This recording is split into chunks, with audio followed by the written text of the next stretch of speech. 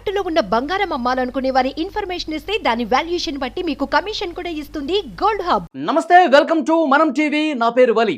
జనసేన అధ్యక్షుడు పవన్ కళ్యాణ్ ఆంధ్రప్రదేశ్ ఉప ముఖ్యమంత్రిగా ఉన్నారు. ప్రభుత్వం Y+ సెక్యూరిటీ కల్పించింది పవన్ కళ్యాణ్ గారికి. పవన్ కళ్యాణ్ గారికి Y+ సెక్యూరిటీ ఎందుకు కల్పించింది, దీనికి ప్రధానమైన కారణాలు ఏంటో ఈ వీడియోలో నేను మీకు చూపించే ప్రయత్నం చేస్తాను. యాక్చువల్గా ముఖ్యమంత్రిగా చంద్రబాబు నాయుడు గారు ఉన్నారు. Z+ సెక్యూరిటీ వారికి కొనసాగుతుంది. వారు ప్రతిపక్షంలో ఉన్న ముఖ్యమంత్రిగా ఉన్న Z+ సెక్యూరిటీ అంటే వ్యక్తికి సంబంధించిన హోదా కాకుండా థ్రెట్ లెవెల్ని బట్టి కూడా ఈ సెక్యూరిటీ లెవెల్స్ రేంజ్ అనేది పెరుగుతున్న పరిస్థితి కనిపిస్తుంది. ఎందుకంటే అలిపిరి ఘటన చూసాం, మావోయిస్టులతో థ్రెట్ ఉంటుంది చంద్రబాబు నాయుడు గారికి. దాన్ని పరిగణలోకి తీసుకుని ఎప్పటి నుంచో వారికి Z+ సెక్యూరిటీ కొనసాగుతున్న పరిస్థితి కనిపిస్తుంది. ఇప్పుడు దేశంలో అందరూ ముఖ్యమంత్రులు కూడా జెడ్ కేటగిరీ భద్రతే కల్పిస్తారు. ఇలాంటి థ్రెట్ లెవెల్ ఉన్న వాళ్ళకి Z+ సెక్యూరిటీ కల్పించే పరిస్థితి కనిపిస్తుంది. ఇప్పుడు ఒక ఎమ్మెల్యే అయితే 2+2 సెక్యూరిటీ ఉంటుంది. అదే సాధారణ మంత్రి అనుకోండి 4+4 సెక్యూరిటీ కల్పించే పరిస్థితి ఉంటుంది. కానీ ఉప ముఖ్యమంత్రిగా ఉన్నటువంటి పవన్ కళ్యాణ్ గారికి ఇప్పుడు Y+ సెక్యూరిటీ కల్పించారు. అంటే Y+ సెక్యూరిటీ కల్పించడానికి గల కారణం ఏంటంటే 6 ప్రధానమైనటువంటి కారణాలు మనకి ఇక్కడ చాలా స్పష్టంగా కనిపిస్తున్నాయి. ఒకటి, డిప్యూటీ సీఎం ఉప ముఖ్యమంత్రిగా ఉన్నారు వారు. ఉప ముఖ్యమంత్రిగా ఉన్నారు. ఒక పార్టీకి సంబంధించి అధ్యక్షుడిగా ఉండి అద్భుతమైన విజయంలో కీలక పాత్ర పోషించినటువంటి పవన్ కళ్యాణ్ గారు ఉప ముఖ్యమంత్రిగా ఉన్నారు. ఆంధ్రప్రదేశ్ ప్రస్తుత ప్రభుత్వంలో ఒకే ఒక్క ఉప ముఖ్యమంత్రి ఉన్నారు. రాష్ట్ర వ్యాప్తంగా పర్యటనలు చేయాల్సినటువంటి అవసరం ఉంటుంది. కాబట్టి ఉప ముఖ్యమంత్రి హోదాను కూడా బేరీ చేసుకుని వారికి ఉన్నటువంటి థ్రెట్ లెవెల్ని బట్టి కూడా సెక్యూరిటీని కల్పించిన పరిస్థితి కనిపిస్తుంది. ఇదొక ప్రధాన కారణం ఉప ముఖ్యమంత్రి. ఇక రెండవది, రెండవ అతిపెద్ద పార్టీ అసెంబ్లీలో మనకు తెలుసు 175 స్థానాలకు 21 అసెంబ్లీ స్థానాలు 21 చోట్ల పోటీ చేసి 21 స్థానాలు గెలుచుకున్న జనసేన పార్టీ అసెంబ్లీలో రెండవ అతిపెద్ద పార్టీగా ఉంది. 135 స్థానాలతో తెలుగుదేశం మొదటి స్థానంలో ఉంటే రెండవ స్థానం జనసేనకే వచ్చిన నేపథ్యంలో పార్టీకి సంబంధించి కూడా అతిపెద్ద పార్టీగా ఉంది. ఎక్కువ వాయిస్ వినిపించే పరిస్థితి ఉంటుంది. కాబట్టి ఆ పార్టీ హోదాను కూడా బేరీజు వేసుకుని ఇక్కడ రెండవ అతిపెద్ద పార్టీగా ఉన్నటువంటి అధ్యక్షుడిగా ఉన్నటువంటి పవన్ కళ్యాణ్ గారికి ఈ హోదా కల్పించడానికి ఒక కారణంగా అంచనా వేయాలి. ఇంకా పార్టీకి సంబంధించిన అధ్యక్షుడిగా ఉన్నారు. జనసేన పార్టీ 2014లో పెట్టారు ఆయన. తర్వాత మొదటిసారి ఆయన ఎన్నికల్లో పోటీ చేయలేదు, 2019లో పోటీ చేశారు. ఇప్పుడు 2024లో ఆయన మంచి విజయం సాధించిన పరిస్థితి తెలిసిందే. పార్టీకి సంబంధించిన అధ్యక్షుడిగా ఉన్నారు. ఒక పార్టీ అధినేతగా ఉన్నారు, ఉప ముఖ్యమంత్రిగా ఉన్నారు. ప్రభుత్వంలో కీలక పాత్ర ఉంది కాబట్టి వారి యొక్క హోదా పెరిగిన నేపథ్యంలో ఈ Y+ సెక్యూరిటీ కల్పించడానికి ఒక కారణంగా ఇక్కడ మనం భావించాల్సిన పరిస్థితి ఉంటుంది. రెండోది, సెలబ్రిటీ హోదా. ఆయన రాజకీయాల్లోకి రాకముందే పవర్ స్టార్గా ఉన్నారు, అతిపెద్ద సెలబ్రిటీగా ఉన్నారు. 2 తెలుగు రాష్ట్రాల్లో పవన్ కళ్యాణ్ గారు ఎక్కడ ఏ మూల పర్యటన చేసినా వేలాదిగా జనం వస్తారు. మనందరికీ తెలిసిన విషయమే. ఆయన రాష్ట్రంలో ఏ మూల పర్యటించినా సరే ఆయన చిన్న చిన్న సమావేశాలు పెడితేనే వేలాదిగా వస్తారు.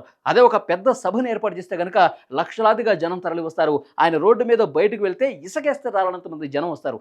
డెఫినెట్గా ఇంత క్రౌడ్ పుల్లర్గా ఉన్నారు, ఇంత సెలబ్రిటీ హోదా ఉంది కాబట్టి ఇప్పుడు ఉప ముఖ్యమంత్రిగా ఆయన రాష్ట్ర వ్యాప్తంగా పర్యటన చేయాల్సిన అవసరం ఉంటుంది. కాబట్టి దాన్ని కూడా దృష్టిలో పెట్టుకుని పవన్ కళ్యాణ్ గారికి Y+ సెక్యూరిటీ కల్పించినటువంటి పరిస్థితి కనిపిస్తుంది.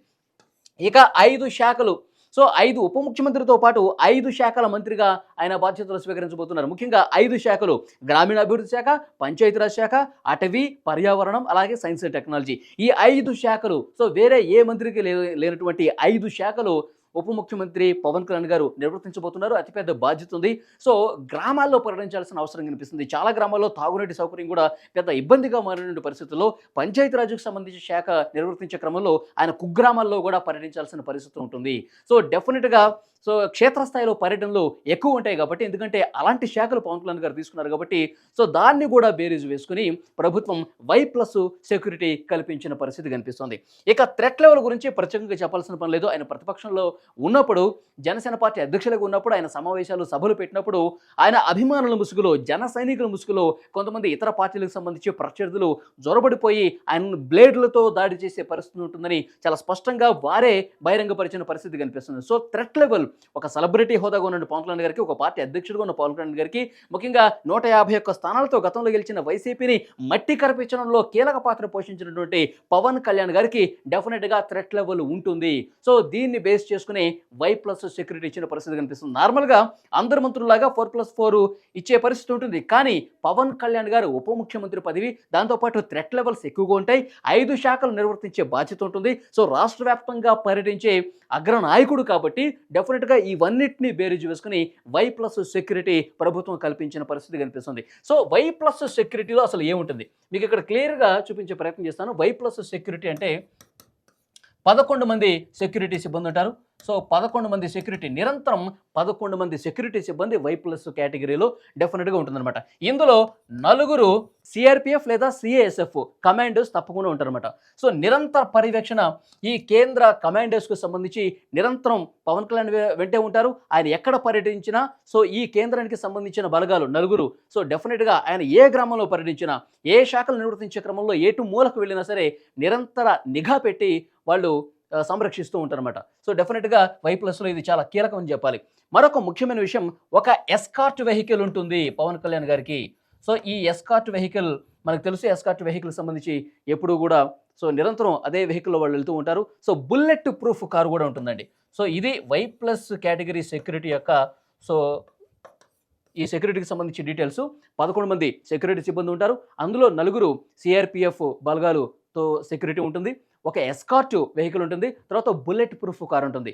సో వై ప్లస్ సెక్యూరిటీ ఇవి ప్రధానంగా తప్పకుండా కల్పించాల్సినటువంటి పరిస్థితి ఉంటుంది. సో డెఫినెట్గా ఈ ప్రధాన కారణాలు మనకు కనిపిస్తున్నాయి. వేరెవరికి లేనటువంటి, వేరే మంత్రులు ఎవరికి లేనటువంటి ఈ Y plus security Pavan Kalyan గారు కల్పించడానికి ఇవి రీజన్స్ కనిపిస్తూ ఉన్నాయి.